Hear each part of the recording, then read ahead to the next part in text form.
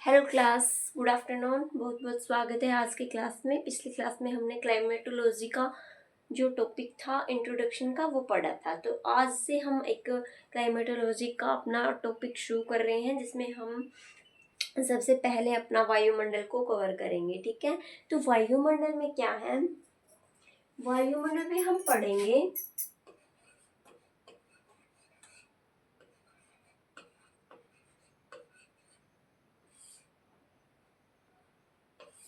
उसकी उत्पत्ति कैसे हुई वायुमंडल की। ठीक है, एक पढ़ेंगे हम वायुमंडल का संगठन कैसे है, मतलब वायुमंडल में क्या क्या शामिल है। ठीक है, संगठन का मतलब होता है संगठन, एक साथ क्या क्या मिलता है। ठीक है, उसके बाद हम पढ़ेंगे कि संरचना कैसी है वायुमंडल की। ठीक है, और एक हमारा वायुमंडल से रिलेटेड टॉपिक रहेगा वायुमंडल में ऊष्मा का स्थानांतरण। ठीक है,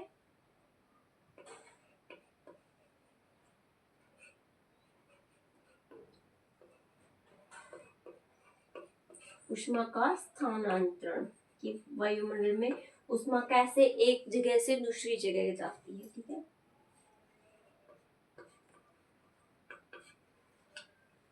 तो ये रहेंगे आज के हमारे मेन टॉपिक। तो उत्पत्ति के बारे में हम जब देखते हैं, मान लिया कि ये हमारी जो अर्थ है, ठीक है, तो ये हमारी पृथ्वी है। इस पे क्या है, कहीं मैंने आपको बताया था कि जब अर्थ का निर्माण हुआ था तो वो अर्थ एक बहुत बड़ा आग का गोला था, है ना, ब्रह्मांड पूरा। तो ब्रह्मांड में जब विस्फोट हुआ जोर से, तो दो दो तरह की आकृतियां बनी थी। एक बना था गोंडवाना लैंड और एक बना था अंगारा लैंड। अंगारा लैंड और गोंडवाना लैंड के बीच में एक गहरा बहुत बड़ा समुद्र बना था, आपको याद होगा जब हमने पृथ्वी की प्लेट टेक्निक थ्योरी पढ़ी थी ना, प्लेट विवर्तनी की थ्योरी। तो उसमें हमने पढ़ा था कि कैसे नामा, तो उसमें हमने पढ़ा था कि कैसे एक प्लेट विस्फोट के कारण टूट जाती है और उसके बीच में जो है महासागरों का निर्माण कैसे हो जाता है। तो इस प्रकार जो हमारी पृथ्वी है वो टूट के एक मतलब हमारी पृथ्वी है जो वो टूट के कहीं पे महाद्वीप बन गए और कहीं पे जो है गहरे महासागर बन गए। तो इसको जो उभरा हुआ भाग है हमारा पृथ्वी का, उसको हम मान के चलेंगे महाद्वीप। और जो गहरा भाग है, अंदर की ओर गया भाग है, उसको हम मानते हैं महासागर। ऐसे ही माना जाएगा क्योंकि जो महासागर है वो पृथ्वी के अंदर वाले पार्ट में होंगे, क्योंकि ऊपर वाला जो सरफेस है जो स्थल से टकरा रहा है, मतलब जो वाटर स्थल के लेवल पे, लैंड के लेवल पे है वो वाटर है, और उसके नीचे जो सागर है, सागर की जो लैंड है वो नीचे है। तो पृथ्वी की को ऐसे अंदर के भाग में दिखाई देगी। ठीक है, तो ये हमारा रहेगा सागर। तो इसमें क्या है, ये तो हमारा पृथ्वी है, ये महाद्वीप है और ये महासागर है। लेकिन जो इन्वायरमेंट है, मतलब जो वायुमंडल है, वो तो सागर में भी मिलता है और महाद्वीप में भी मिलता है। तो महाद्वीप या महासागर या पूरा पृथ्वी पे जो वायुमंडल है उसका निर्माण कैसे हुआ होगा। तो उसके लिए जब विस्फोट हुआ हमारी पृथ्वी पे, तो सबसे पहले क्या निकले, सौर विकिरणें निकली वहां से। पृथ्वी क्या था, एक जलता हुआ आग का गोला था, उसमें से सौर विकिरणें निकल रही थी। तो फर्स्ट स्टेप में हमारा जब वायुमंडल बना, तो उसमें ना सौर विकिरणों के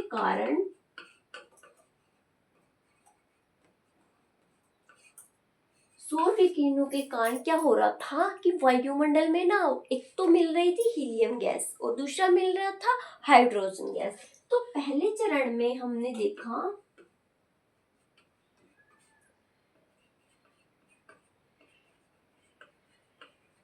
हीलियम प्लस हाइड्रोजन। कोई भूल गया तो नहीं फर्स्ट स्टेप को? तो फर्स्ट स्टेप में इतना हमारा वायुमंडल का निर्माण हुआ, और ये कोई एकदम से नहीं हुआ। इसको बनने में, हाइड्रोजन और हीलियम को बनने में भी बहुत ज़्यादा 1000, 2000 या 20,000 वर्षों का टाइम लगा होगा। ठीक है, हमारा यहाँ से शुरू होता है पृथ्वी का जो इन्वायरमेंट बनना 4.3 मिलियन ईयर। ठीक है,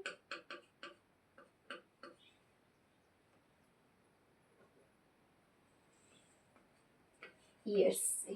ठीक है, तो यहाँ से तकरीबन 3000 साल तक तो हाइड्रोजन, 3000 मिलियन तक तो हाइड्रोजन और हीलियम ही बनता रहा होगा। ठीक है, फिर होता है सेकंड स्टेप। ठीक है, सेकंड स्टेप में क्या होगा, जो हमारा वायुमंडल है उसमें क्या रहा दूसरे चरण में,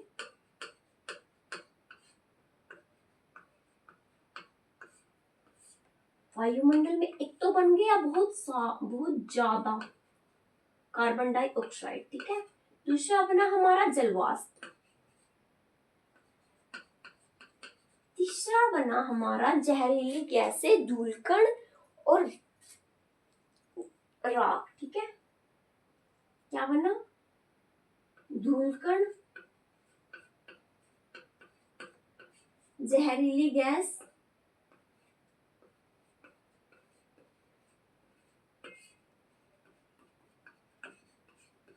और राख। ठीक है, तो दूसरे चरण में जब पृथ्वी के वायुमंडल का बनना शुरू हुआ, तो दूसरे चरण में बना हमारा कार्बन डाइऑक्साइड बहुत ज्यादा मात्रा में, उसके बाद जलवाष्प और जहरीली गैस से धूलकण। तो तीसरे स्टेप में क्या हुआ, एक आया हिमयुग। हिमयुग में क्या हुआ, लगातार लगभग हजारों वर्षों तक, 20,000 वर्षों तक बारिश चलती रही, और बारिश के कारण जो ये जहरीली गैसें थी और CO2 की जो बहुत ज्यादा मात्रा थी वो ना बहुत कम हो गई, किसमें, तीसरे चरण में। ठीक है,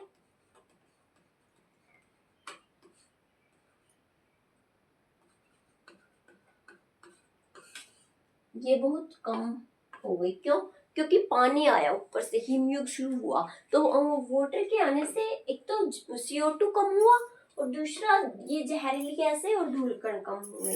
तो वाटर के आने से ये चीजें तो कम हो गई, लेकिन वाटर में क्या होता है, वाटर क्या होता है, H2O, और H2O में क्या आया, हाइड्रोजन के 2 और ऑक्सीजन का 1। तो ऑक्सीजन की मात्रा तब तीसरे चरण में बढ़ गई। ठीक है, O2 की मात्रा कितनी हो गई, 21%। 21% जब हमारी O2 की मात्रा हो गई, तो कौन सी कंडीशन आ गई, जिसपे हम रह रहे हैं वही कंडीशन तीसरे चरण में हमारी बनके तैयार हो गई एनवायरनमेंट पे। ठीक है, तो O2 की मात्रा इतना हो गया 21%, और CO2 की मात्रा जो घटी वो घट के रह गई 0.03%। ठीक है, तो इतना तो हो गया, लेकिन अब जो हो रहा है बहुत ज्यादा ग्लोबल वार्मिंग की वजह से जो CO2 का लेवल है वो दोबारा से इंक्रीज हो रहा है, और इंक्रीज होने की वजह से जो CO2 का वर्तमान में कंडीशन है वो 0.03 से बढ़ के 0.04 हो चुका है। ठीक है, तो ध्यान में रखना है कि ग्लोबल वार्मिंग की वजह से दोबारा से जो CO2 का जो लेवल है वो बढ़ रहा है। ठीक है, उसके बाद क्या हुआ, ये तो हमारा जो CO2 का इंक्रीज हुआ और CO2 का कम हुआ, उसके बाद जो है CO2 का जो लेवल है वो कैसे गिरा कि 4.4 बिलियन ईयर में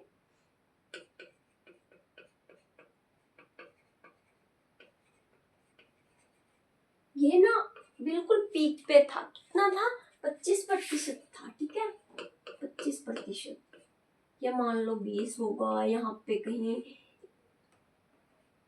15 रहा होगा, यहाँ 10 रहा होगा, और यहाँ 5 रहा होगा। ठीक है, ऐसे मान के चलते हैं, यहाँ पे 0।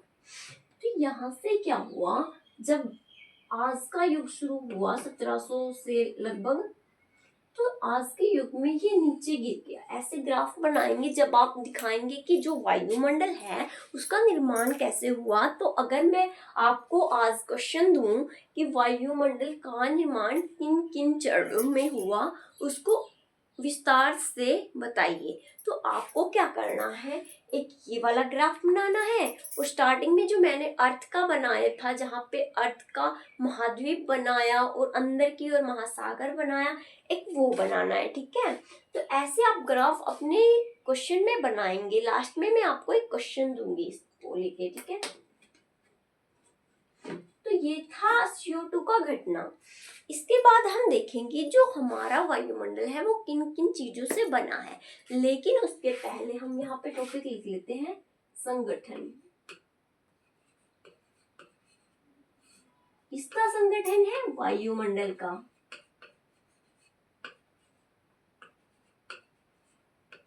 जो वायुमंडल का संगठन तो ठीक है, लेकिन आप ये बताइए कि सबसे पहले पृथ्वी पर हमारे जीवन के लिए कौन सी गैस सबसे ज्यादा इंपॉर्टेंट है? तो हमारे जो लाइफ के लिए सबसे ज्यादा इंपॉर्टेंट गैस है, आपको लग रहा होगा कि वो ऑक्सीजन है, लेकिन नहीं। जो हमारे लिए सबसे ज्यादा इंपॉर्टेंट गैस है वो है CO2।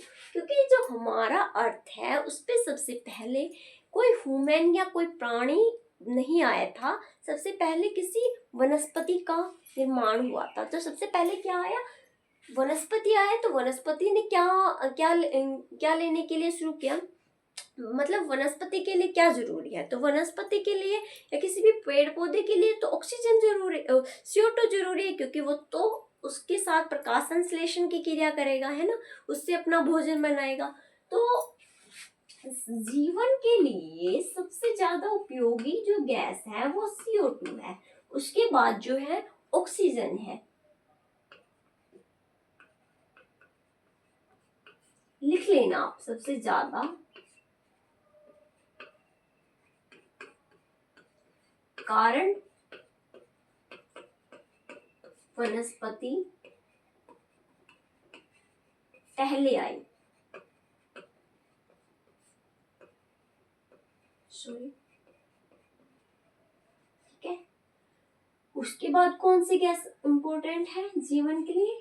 तो दूसरा है हमारा ऑक्सीजन। ठीक है, दूसरे नंबर पे रहेगा हमारा ऑक्सीजन। ऑक्सीजन क्यों जरूरी है हमारे लिए? क्योंकि जब वनस्पति आई तो धीरे धीरे उभयचर का निर्माण होना शुरू हुआ, है ना, फिर मानव का निर्माण हुआ, धीरे धीरे अलग अलग प्रकार के जीवों का निर्माण हुआ, जिन्होंने अपने श्वसन के लिए ऑक्सीजन को चुना। ठीक है, तो ऑक्सीजन जीवन के लिए दूसरे नंबर पर उपयोगी रहेगा।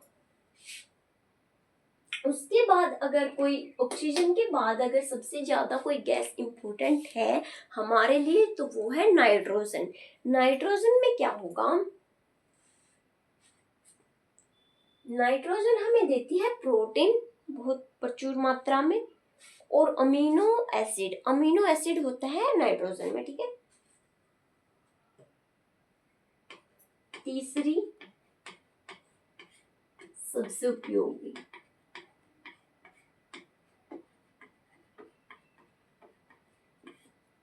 गैस।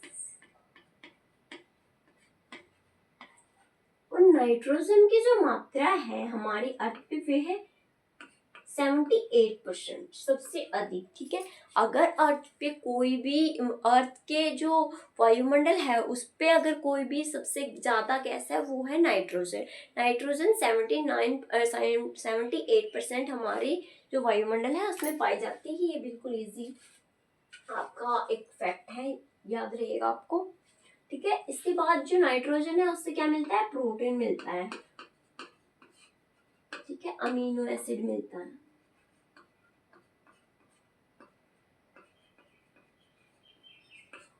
और जो नाइट्रोजन है वो मिलता कहाँ से है? ठीक है, जो नाइट्रोजन है वो मिलेगा हमें जो पेड़ पौधे हैं उनकी रूट से मिलेगा। कोई कोई जीव है वो नाइट्रोजन छोड़ते हैं। ठीक है, तो जो पेड़ पौधे हैं वो वायुमंडल, पेड़ पौधे हैं उनकी जड़ों में कोई कोई जो राइबोसियम का पेड़ है वो ना नाइट्रोजन को छोड़ता है। ठीक है, अपनी जड़ों से, रूट से नाइट्रोजन को छोड़ेगा। तो पौधों के जड़ों से नाइट्रोजन मिलेगा।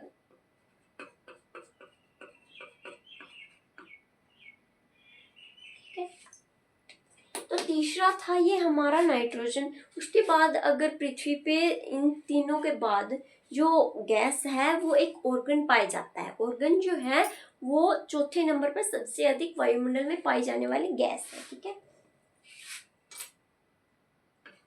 इसको हम AR से रिप्रेजेंट करते हैं ना, और ये हमारे वायुमंडल में कितना होता है 0.098%। ठीक है, ये CO2 से ज्यादा होता है। अब जो है ये CO2 से ज्यादा है, सबसे ज्यादा है नाइट्रोजन, उसके बाद ऑक्सीजन, इसके बाद ऑर्गन, चौथे नंबर पे आएगा हमारा कार्बन डाइऑक्साइड। ठीक है, तो आगे हम जो देखेंगे वो हम देखेंगे, ये तो थे वायुमंडल में गैसें, लेकिन वायुमंडल में और क्या क्या मिलता है हमें, और मिलता है हमें वायुमंडल में जलवाष्प। तो जलवाष्प क्या रोल अदा करेगा अपना वायुमंडल के निर्माण में। तो जलवाष्प जो है वो कैसे बनेगा, जो वायुमंडल है वहां पे बहुत सारे हमने देखा कि धूल कण होते हैं। ठीक है, या जैसे सूर्य की किरणें आ रही है तो वहां से छोटे छोटे कणों के रूप में सूर्य का कोई पार्टिकल आके वायुमंडल में ठहरा हुआ है। ठीक है, तो उनसे क्या होगा, कोई भी ठोस कण जो वायुमंडल में मिलता है तो उसके जो इर्द गिर्द है अगर मॉइस्चर है, आर्द्रता है, तो वो ना अगर उसको हीट मिल रहा है या कहीं कहीं से ऊर्जा मिल रहा है तो वो उस कण पे जाके चिपक जाएंगे। तो वहां से ना एक जलवाष्प मतलब मॉइस्चर इकट्ठा हो जाएगा उस कण के चारों तरफ। तो जो मॉइस्चर इकट्ठा होगा हम उसको ही जलवाष्प बोलते हैं। तो जो ऐसे धूल कण मिलते हैं हमें,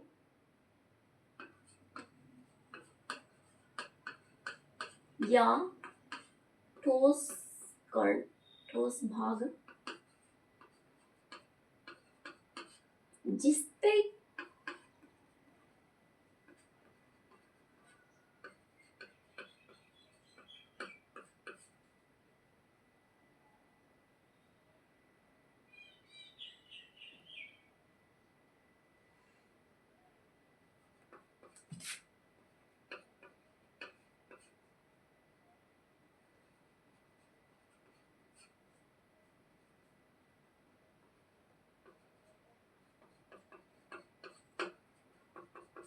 ऐसे धूल कण या जो ठोस पदार्थ हैं वायुमंडल में, जो सूर्य के कण हैं या पृथ्वी के आए हुए कण हैं जो वायुमंडल में ठहरे हुए हैं, वहां पे अगर कोई मॉइस्चर है और उस कण के इर्द गिर्द इकट्ठा हो गया है तो ऐसे पार्ट को हम बोलेंगे जलवाष्प। और जो ऐसे कण हैं उनको हम बोलेंगे एरोल्स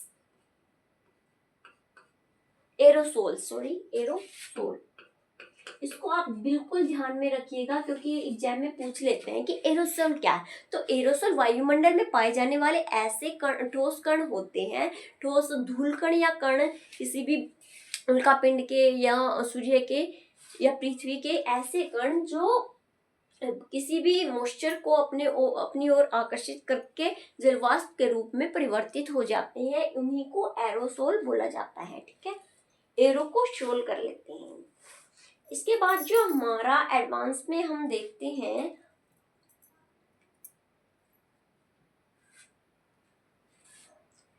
एक जो है हमारा जलवाष्प, ये तो था एरोसोल बनाने का। तो एरोसोल जो है या जलवाष्प जो है हमारे वायुमंडल में किस प्रकार उपयोगी रहेगा इसका हम एक बार देख लेते हैं। ठीक है, तो जलवाष्प जब वायुमंडल में आएगा,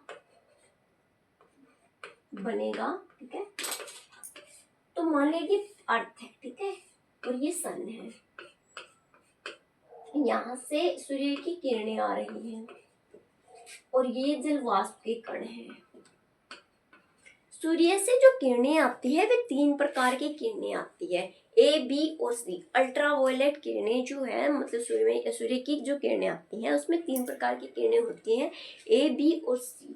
और जिसमें से जो A और B और C है तीनों ही हानिकारक होती है, लेकिन जो A है वो अच्छी मानी जाती है वो पृथ्वी पे आती भी है, मतलब पृथ्वी पे जहाँ हम रहते हैं नीचे तक आती है, और वो अच्छी मानी जाती है हमारी सेहत के लिए। लेकिन जो बी और सी है, बी जो है वो बहुत बहुत ज़्यादा तो जल्दी तो नहीं, लेकिन बहुत ज़्यादा इफेक्ट डालती है। बी जो है कुछ मंथ में अपना प्रभाव डालेगी, ठीक है, हानिकारक होते हैं।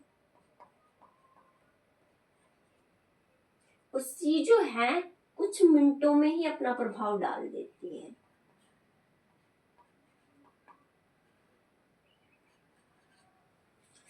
तो जो ए और ये बी और सी वाली जो किरणें आएंगी पृथ्वी पे, तो जलवाष्प जो होगा इसको ऑब्जर्व कर लेगा ऊपर से ही। तो ऑब्जर्व करने के बाद क्या होगा, हमारा वायुमंडल है वो सेफ हो जाएगा, हम तक ये किरणें नहीं पहुंच पाएगी।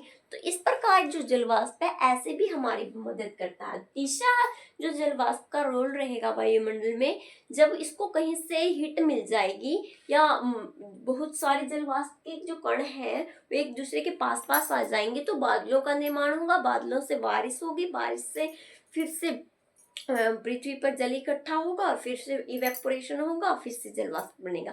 तो ये प्रक्रिया लगातार चलती रहती है पृथ्वी पे। तो ये था जलवाष्प का रोल। इसके बाद हम जो टॉपिक पढ़ेंगे वो है हमारा जलवायु का जो जल वायुमंडल है, जो उसका जो स्ट्रक्चर है वो कैसा है, ठीक है। तो वायुमंडल का जो संरचना है उसके बारे में हम पढ़ेंगे अब।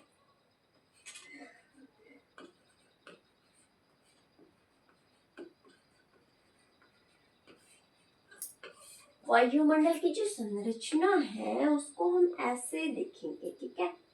ये है हमारा भूमध्य रेखा वाला पार्ट और ये है पोल वाला पार्ट।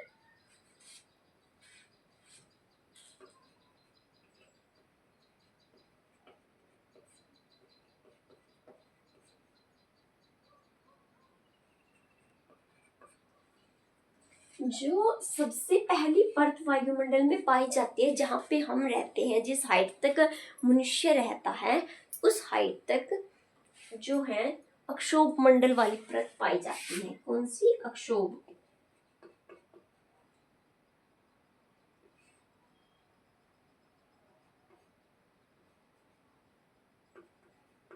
और जो इसके ऊपर पतली संक्रमण लाइन होती है, जो दूसरी जो परत है उससे उसके बीच का और अक्षोभ मंडल के बीच का एरिया है वो होती है अक्षोभ सीमा। ये संक्रमण लाइन होती है। पहले हमने ऐसी लाइनें कहाँ पढ़ी थी? पृथ्वी की आंतरिक संरचना में कोर मेंटल और भूपर्पट्टी पढ़ाया था मैंने। उनमें बीच के जो एरिया थे उसको बोलते थे हम अंतर संबद्धता, ठीक है।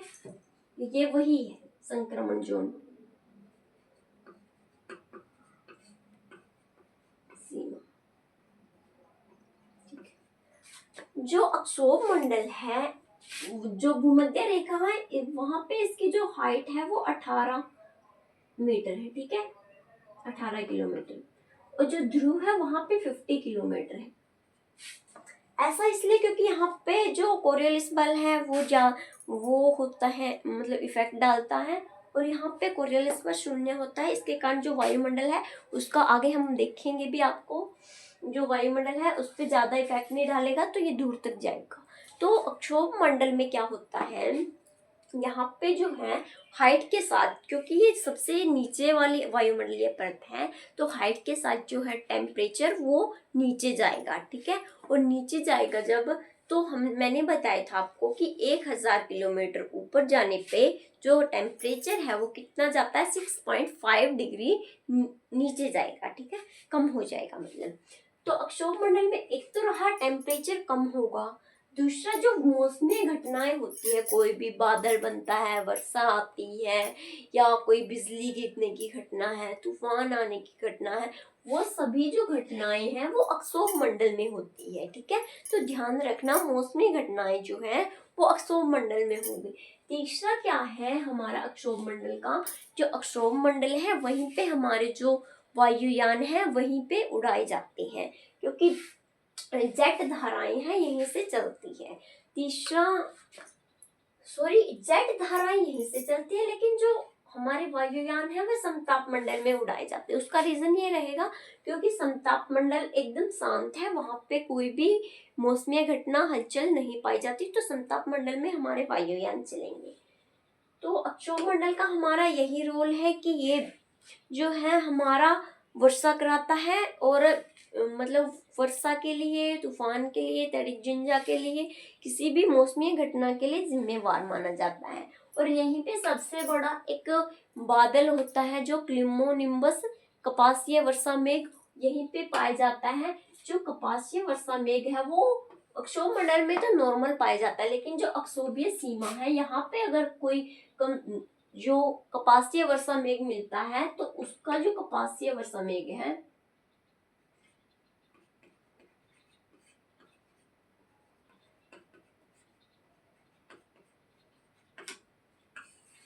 ये वाला, अगर कपासीय वर्षा मेघ, देखो कपासीय वर्षा मेघ की आकृति आपको ऐसी बनानी है, ठीक है।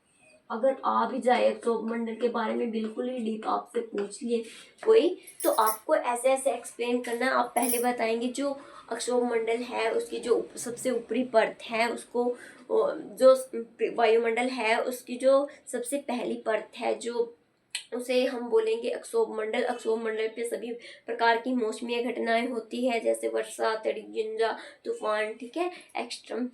और दूसरा हम बोलेंगे कि यहाँ पर कपाशीय वर्षा मेघ बनते हैं। कपाशीय वर्षा मेघ में जो अक्षोभ मंडल पे बनेंगे वे सामान्य होंगे, लेकिन जो अक्षोभ मंडलीय सीमा पे बनेंगे वे बहुत ही ज्यादा पावरफुल होंगे। वो कितना होगा कि ये वाले जो अक्षोभीय सीमा पे जो बनेंगे वो 100 परमाणु का जो पावर होता है, 100 परमाणुओं के फटने की जो पावर है उनके बराबर होगा एक अक्षोभीय कपासीय वर्षा मेघ का फटना।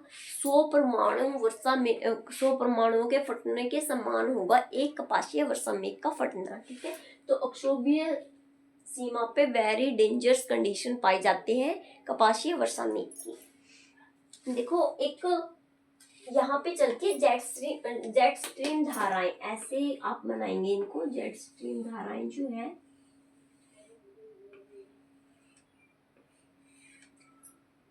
ये ऐसे चलती है अक्षोभ मंडल पे, ठीक है।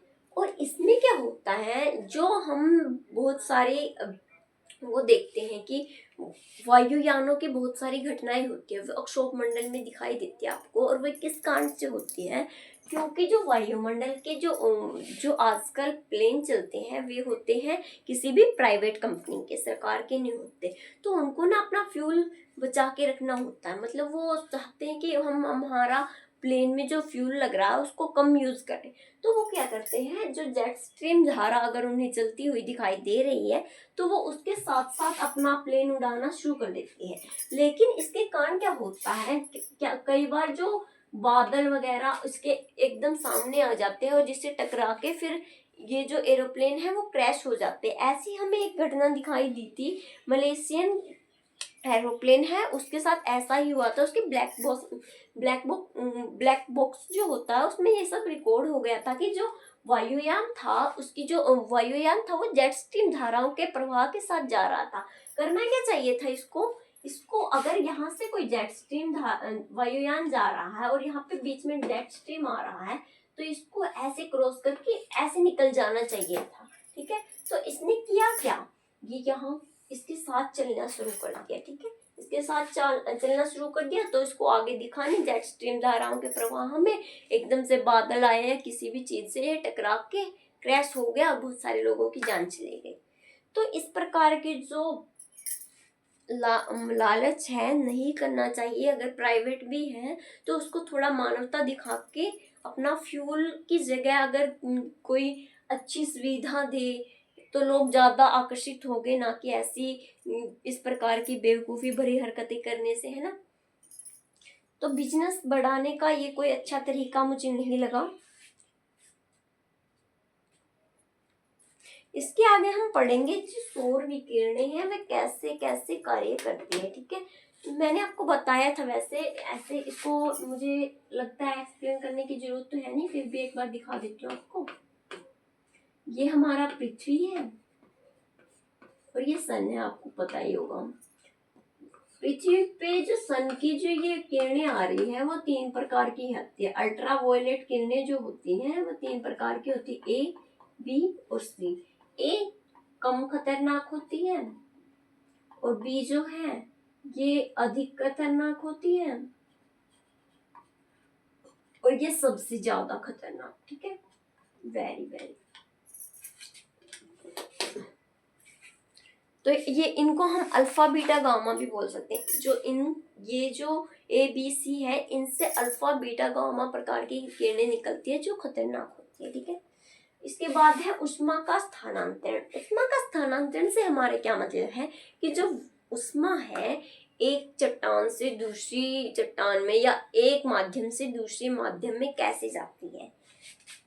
तो उष्मा जो है वो ठोस से माध्यम में कैसे जाएगी। मान लिया ये सन है, ये अपनी उष्मा भेज रहा है अर्थ पे, तो ये किसके माध्यम से भेज रहा है, वायु के माध्यम से। बीच में वायु आ रहा है और वायु के द्वारा पृथ्वी पर मतलब अपने किरणों के द्वारा वायु के बीच से गुजर के पृथ्वी तक ये अपनी किरणें भेज रहा है, तो ये इसका माध्यम रहा। ठीक है, और ये माध्यम जो है ये एक माध्यम से दूसरे माध्यम में जब जाता, मतलब एक स्थान से दूसरे स्थान पर जब जाता है तो इसका माध्यम भी बदलता रहता है। इसने तो भेज दिया वायुमंडल के द्वारा, तो वायुमंडल में एक स्थान से जब दूसरे स्थान पे जाएगा तो कई बार क्या होता है पवनों के द्वारा चला जाता है ना, कोई फोर्स लगाता है तो उसके द्वारा उष्मा चली जाती है।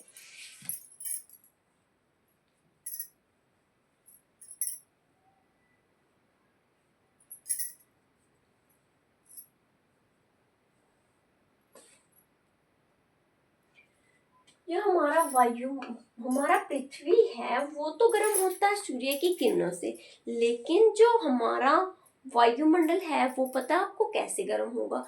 हमारा वायुमंडल गर्म होगा जो सूर्य ने यहाँ पे किरणें छोड़ दी पृथ्वी पे। कहीं पे मैदान था पृथ्वी पे, कहीं पे तालाब था, कहीं पे सागर था, कहीं पे यहाँ पठार था, कहीं पे घास था, है ना, कहीं पे घर बने हुए थे। तो इस प्रकार की जब आकृतियां पृथ्वी पे थी, इन्होंने क्या किया, इन्होंने जो सूर्य से आने वाली किरणें हैं उसको ऑब्जर्व किया, और ऑब्जर्व करने के बाद जब सूर्य यहाँ से चला गया, जब सूर्य अस्त हो गया, तो इन्होंने अपना जो एनर्जी कंज्यूम कर रखी थी, उष्मा को कंज्यूम कर रखा था, तो रात के टाइम इन्होंने अपना जो उष्मा था वो वापस छोड़ना शुरू कर दिया। ठीक है, तो इस प्रकार जब पृथ्वी ने अपना ऑब्जर्व किया हुआ उष्मा वापस छोड़ा, तो इसको हम बोलेंगे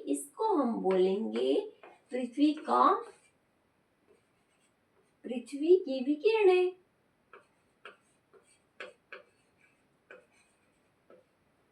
या पार्थव विकिरण, ऐसे हम इसको पार्थव विकिरण ज्यादा बोलते हैं।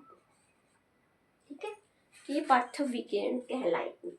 इसके बाद जो है मैंने आपको बताया कि अभिवहन कैसे होता है उष्मा का। क्षैतिज अभिवहन होगा जब उष्मा का, वो कैसे होगा, पवनों के द्वारा होगा। मान लिया यहाँ पे ए प्रकार की उष्मा है, ठीक है, यहाँ बी प्रकार की उष्मा है।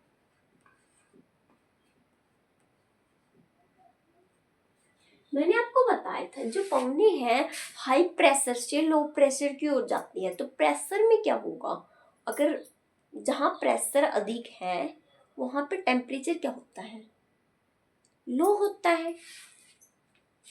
अगर यहाँ पे टेम्परेचर लो है और प्रेशर हाई है, तो ये हाई प्रेशर वाली इसको बुलाएगी लो टेम्परेचर, हाई टेम्परेचर और लो प्रेशर। तो ये यहाँ से पवनी चलना शुरू करेगी, और जब ये यहाँ पे पहुंच जाएगी तो यहाँ का टेम्परेचर जो है वो कम हो जाएगा, है ना, वो टेम्परेचर यहाँ चला जाएगा, और जो ये यहाँ की जो प्रेशर है वो ज्यादा हो जाएगा। ठीक है, वापिस से तो यहाँ पे ज्यादा हो गया, यहाँ पे ज्यादा हो जाएगा टेम्परेचर, और वापिस से यहाँ पे अधिक हो जाएगा, यहाँ पे कम हो जाएगा टेम्परेचर, यहाँ पे ज्यादा होने लगेगा। जब ये पवनी यहाँ से लो प्रेशर से हाई प्रेशर की ओर हाई प्रेशर से लो प्रेशर की ओर जाएगी तो टेम्परेचर का रिवर्स हो जाएगा, और जो प्रेशर है उसका भी रिवर्स हो जाएगा। ठीक है, तो इस प्रकार जो है हमारी पवनों के द्वारा उष्मा का स्थानांतरण होगा।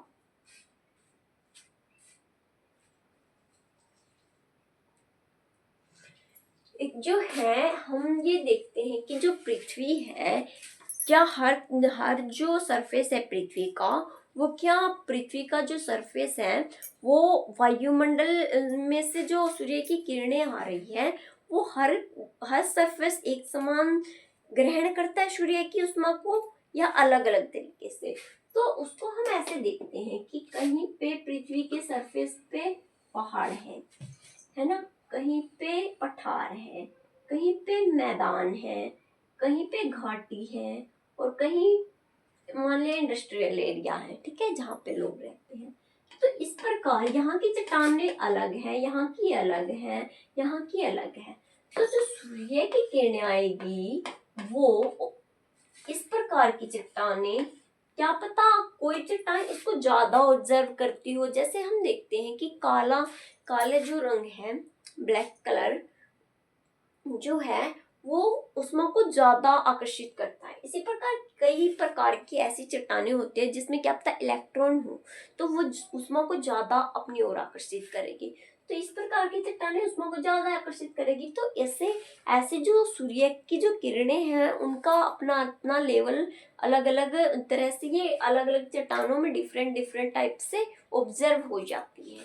तो यह आपको ध्यान रखना है कि अलग अलग चट्टानों में सूर्य की किरणें जो है वो कैसे ऑब्जर्व होती है। जैसे पहाड़ों पे दिन के टाइम ना ठंडा रहता है, ये कम ऑब्जर्व कर पाते हैं, लेकिन जो घाटी एरिया है ये ज्यादा ऑब्जर्व करता है। ठीक है, मैदानों में अगर हरियाली है तो ये भी कम गर्म होगा। ठीक है, तो ये सब आपको याद रखना है। ऐसे कोई ज्यादा टफ तो नहीं है, लेकिन आप एक बार अगर सूर्य की किरणों के बारे में अगर लिख रहे हैं तो आपको ये टॉपिक एक्सप्लेन करना होगा कि सूर्य की जो किरणें हैं अलग अलग चट्टानों में, अलग अलग सूर्य पृथ्वी के सरफेस पे अलग अलग प्रकार से ऑब्जर्व होगी। ठीक है, ये सूर्य जो उष्मा का स्थानांतरण है एक प्रकार से। दूसरा क्या है, जो हमारा सूर्य है वो ना अपना चक्कर कितने दिन में पूरा करता है, अपनी जो पूरी परिक्रमा है वो 11 वर्षों में पूरी करता है। ठीक है, और ये है हमारा सूर्य, और इसके जो बाहरी वायुमंडल है उसको हम बोलते हैं, हमारा वायुमंडल को, पृथ्वी के वायुमंडल को हम वायुमंडल बोलते हैं, लेकिन जो सूर्य का वायुमंडल है उसको हम कोरोना बोलते हैं। तो बाहरी सूर्य के जो वायुमंडल है उसको कोरोना बोलते हैं। सूर्य के वायुमंडल को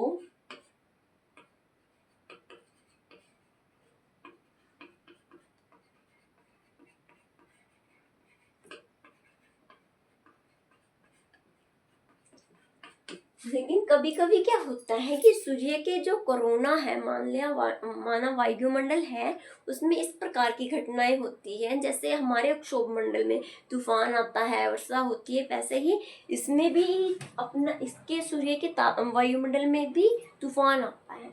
और तूफान जब आएगा एक एरिया में तो उसको हम बोलेंगे सौर कलंक। वहां से क्या होगा, जो सूर्य है हमें लाल लाल सा ज्यादा लाल लाल या बहुत गहरे रंग का दिखाई देना शुरू हो जाएगा, तो उसको हम बोलेंगे सौर कलंक। ध्यान रखना ये बात आप। इसके बाद है हमारा उष्मा का बजट। देखो हमने पढ़ लिया है उस सौर का जो सौर परिवर्तन, उष्मा का स्थानांतरण, जलवाष्प के बारे में हमने अच्छे से पढ़ लिया है ना। और हमने पढ़ लिया पृथ्वी की जो वायुमंडल की जो संरचना है, उसमें हम आगे जो हमारा एक रह गया था, सॉरी, वायुमंडल की संरचना में मैंने आपको अक्षोभ मंडल तक करवाया, उसमें सूर्य की ताप के बारे में बता दिया कि कैसे कैसे वायुमंडल ये प्रभाव पृथ्वी पे आ रहा है। अब हम देखेंगे कि जो वायुमंडल की संरचना में हमारा समतापमंडल है उसमें क्या रहेगा। इसमें क्या है, इसमें ना एक तो ये साफ है, मतलब शांत एरिया है, तो यहाँ पे वायुयान उड़ाना इजी रहेगा। और यहाँ पे उपग्रह सैटेलाइट यहाँ पे भेजते हैं हम, नहीं ये यहाँ पे नहीं भेजते, सॉरी, वो आयन मंडल में भेजते हैं, वो भी शांत एरिया है एक। तो यहाँ पे क्या होगा, क्योंकि यहाँ पे टेम्परेचर बड़ा था, यहाँ पे टेम्परेचर कम हुआ था, लेकिन यहाँ पे मिलती है समताप मंडल में मिलती है हमें O3 क्या, ओजोन परत।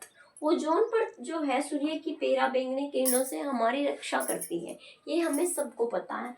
जो समताप मंडल है वहां पे मिलेगी हमें ओजोन परत है, और ओजोन परत के मिलने से क्या होगा, क्योंकि ओजोन परत अलग अलग प्रकार की सूर्य की किरणें की जैसे A, B, C तीनों किरणों को ऑब्जर्व करती है, और ऑब्जर्व करने के कारण क्या होता है, जो समताप मंडल में हमारा वायुमंडल का टेम्परेचर है वो ना बढ़ जाता है, टेम्परेचर क्या होगा, बढ़ेगा, ठीक है। तो इसमें एक तो टेम्परेचर बढ़ेगा समताप मंडल में, दूसरा ओजोन परत हमारे जीवन के लिए रक्षादायक रहेगी, तो इसको याद रखना। तीसरा, ये हमें मिलती है 50 से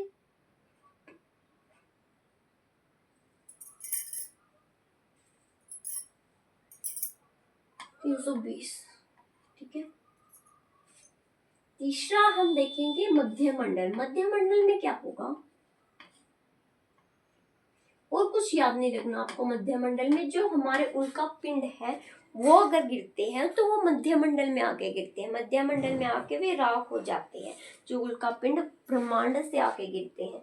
तो इसमें आपको एक तो ये याद रखना है।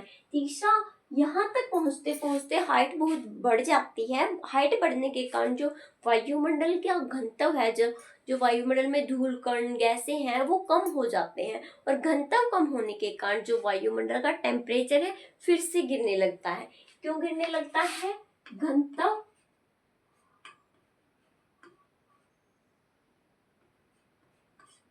कम, टेम्परेचर लो। घनत्व कम होने के कारण वायुमंडल का मध्य मंडल में जाके फिर से टेम्परेचर गिरने लगता है। इसके बाद आएगा हमारा आयन मंडल।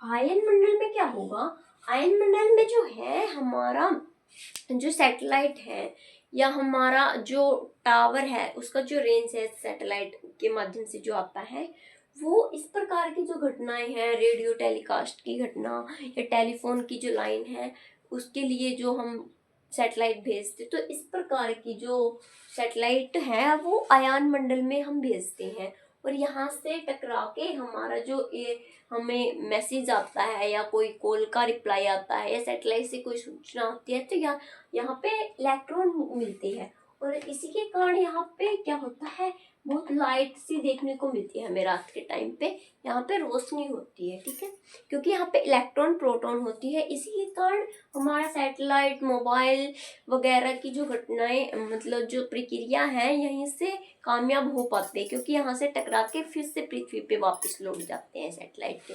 तो ये है हमारा आयन मंडल। और यहाँ पे क्या होगा, क्योंकि यहाँ पे इलेक्ट्रॉन प्रोटॉन है तो जो टेम्परेचर है वो फिर से बढ़ना शुरू हो जाएगा, ठीक है। तो इसके बाद हमारा आएगा बाह्य मंडल।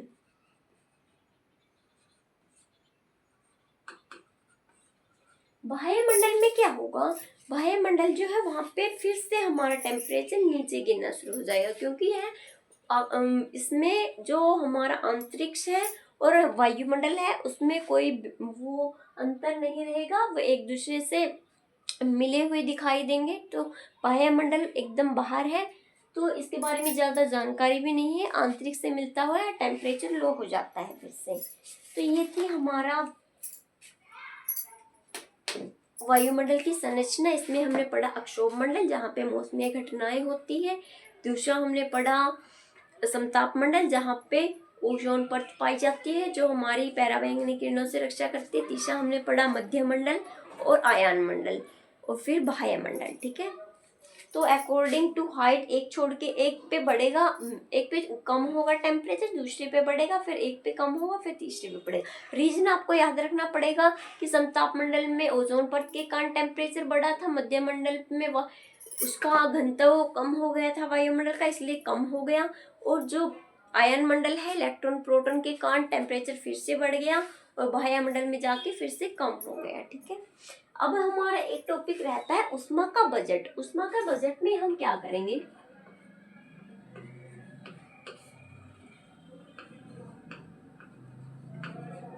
देखो जो हमारी पृथ्वी है, ये हमारी पृथ्वी देखिए, ठीक है, और ये सन है। माना ऊष्मा का बजट में हम ऐसे पढ़ते हैं कि कोई भी जो एनर्जी है वो 100% की 100% ना तो घटती है ना बढ़ती है, मतलब एनर्जी समान रहती है। ठीक है, वो घटती या बढ़ती नहीं है। तो मान लिया कि सूर्य ने हमें 100% ऊर्जा 100 यूनिट के रूप में पृथ्वी पे ऊर्जा छोड़ दी। ठीक है, तो इसमें क्या हुआ, पृथ्वी को ये 100 यूनिट का वापस सूर्य को देना है। ठीक है, तो इसने क्या किया, 100 यूनिट आया था, तो 100 यूनिट में से 34 जो यूनिट है वो वायुमंडल ने जो सूर्य के पृथ्वी पे जो वायुमंडल है उसने वापस छोड़ दिया सीधा। ठीक है,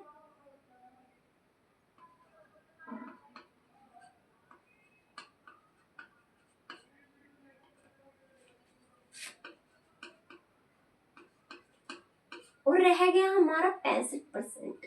65% में से क्या हुआ, 14% जो है वो वायुमंडल ने ऑब्जर्व कर लिया।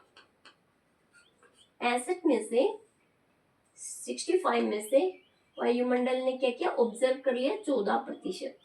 14। इसके बाद क्या हुआ, कितना बच गया वायुमंडल अर्थ के पास आने के लिए, 51%।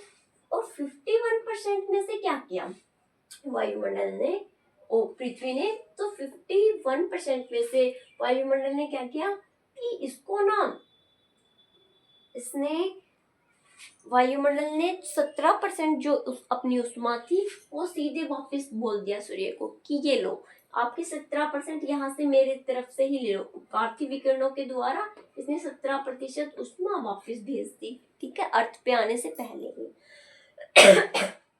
तो इसके बाद क्या हुआ, सॉरी 17%, 51 में से यहाँ 17 का हिसाब हो गया तो कितना रहा, 34। और 34 को कहा वायुमंडल से पृथ्वी ने कि ये 34% मेरा ऊष्मा है, तो ये ऊष्मा जो मैं तुम्हें दे रही हूँ तो ये सूर्य को वापस कर देना। तो वायुमंडल ने क्या किया, चल ठीक है भाई, मैं जा तो रही हूँ अपना 14% देने, तुम्हारा 34% भी वापस दे के आऊंगी। तो 14 प्लस 34 कितना हुआ, 48। तो 48 ऊष्मा जो है वापस से सूर्य इसको दे, वो जो वायुमंडल है सूर्य को दे देता है। देखो कैसे याद करना है, सन ने दिया हमें 100%। 100% में से क्या हुआ, जो 34% है हमने वापस दे दिया कि इतना उधार नहीं चाहिए हमें, हमें बस आप दो 65%। ठीक है, तो हमने दे दिया उसको 34% वापस कर दिया। तो 65 में से हमने क्या किया, 65 में से जो ऊष्मा आई उसमें से हमने 14% वायुमंडल को दे दिया कि चल मैं इतना मांग के लेके आई थी 65%, 14% तू ले ले, अपना काम चला ले। तो 14% उसके पास रह गया और हम अर्थ पे कितना ले आए, अर्थ कितना मांग लाई, 51%। 51% में से अर्थ ने क्या किया, उसने सोचा अरे ये तो बहुत ज्यादा हो गया फिर से, और उसने अपना जो था 51% में से 17% फिर से सन को वापस दे दिया कि चल कहाँ किसी को देती फिरूंगी, सन को ही वापस दे देती हूँ। तो 17% उसने सन को वापस दे दिया। उसके बाद क्या हुआ, उसके पास कितना बचा, उसके पास बचा 34%। अर्थ ने सोचा अरे मैं तो बहुत अमीर हूँ, मेरे पास तो कमी ही नहीं है, मुझे तो इस 34% की जरूरत ही नहीं थी। तो क्या किया अर्थ ने, बोला कि शायद अब दोबारा जाने दे के आऊं तो क्या पता सन ले या ना ले, एक काम करती हूँ, वायुमंडल ने मुझसे 14% मांगा था, क्या पता उसको और जरूरत हो तो मैं उसको ना ये 34% भी अपना वापस वायुमंडल को ही दे देती हूँ। तो इसने अर्थ ने दे दिया अपना 34% हिस्सा। तो वायुमंडल ने कहा अरे जरूरत तो मुझे भी नहीं है अब, ठीक है मेरा तो काम चल गया, तो मेरे पास जो 14 है उसको मैं वापस सन को लौटाने जा रही हूँ, चल कोई बात नहीं तेरा भी मैं वापस कराती हूँ। तो 14% तो 34% को जोड़ के वायुमंडल ने फिर से सन को दे दिया। तो इस प्रकार हमारा जो ऊष्मा का बजट था वो कंप्लीट हुआ। तो कैसी लगी आज की क्लास? आई होप थोड़ा कंफ्यूजन रहा होगा, फिर भी आप एक बार टॉपिक के अकॉर्डिंग देखना, आपको इजी रहेगा। देखो हमने उत्पत्ति पढ़ा, उसमें हाइड्रोजन और हीलियम बना। उसके बाद हमने दूसरे चरण में CO2 और जलवाष्प और जहरीली गैस और धूल के कण बहुत ज्यादा थे। तीसरे चरण में हमने देखा कि हिमयुग आने के कारण जो CO2 था और जहरीली गैसें थी वे खत्म हो चुकी थी। लगभग जो CO2 था 0.03% बचा था और ऑक्सीजन का लेवल था वो हाई हो गया था। तो जीवन की लाइफ की जो कंडीशन थी वो बन चुकी थी। और इसके बाद हमने पढ़ा कि उस जो जलवाष्प है वो कैसे बने और वे कैसे हमारी हेल्प कर रहे हैं। ठीक है, तो तीसरा हमें पढ़ा जलवाष्प के बारे में, एरोसोल पढ़ा हमने, धूलकण के चारों तरफ कैसे एक जल की बूंदे संघनित हो जाती है और जलवाष्प बन जाता है ना। तो तीसरा हमने पढ़ा वायुमंडल की संरचना, जिसमें पढ़ा हमने अक्षोभमंडल, तापमंडल, मध्यमंडल, आयनमंडल और बाह्यमंडल। और हमने पढ़ा है उष्मा का बजट। तो ये 4-5 टॉपिक है वायुमंडल के। आप अच्छे से एक दो बार रिवीजन कीजिएगा, समझना आए तो फिर से क्लास देखिएगा और मेरी वीडियो को लाइक सब्सक्राइब कीजिएगा भैया। मैं बहुत रिक्वेस्ट कर रही हूँ आपसे, क्योंकि जो मेरी क्लास है और उसमें बहुत ज़्यादा टाइम लग रहा है मेरा, और मैं चाहती हूँ कि मैं आपके लिए बनाऊँ वीडियो। तो और दूसरा टॉपिक में दूसरा जो सब्जेक्ट है मैं इसीलिए शुरू नहीं कर पा रही क्योंकि मेरी इस वीडियो पे ही बहुत ही कम व्यू और लाइक आ रहे हैं। तो मैं चाहती हूँ कि आप खुद मेरी वीडियो को देख के प्रमोट करें, ठीक है, हेल्प करें भैया।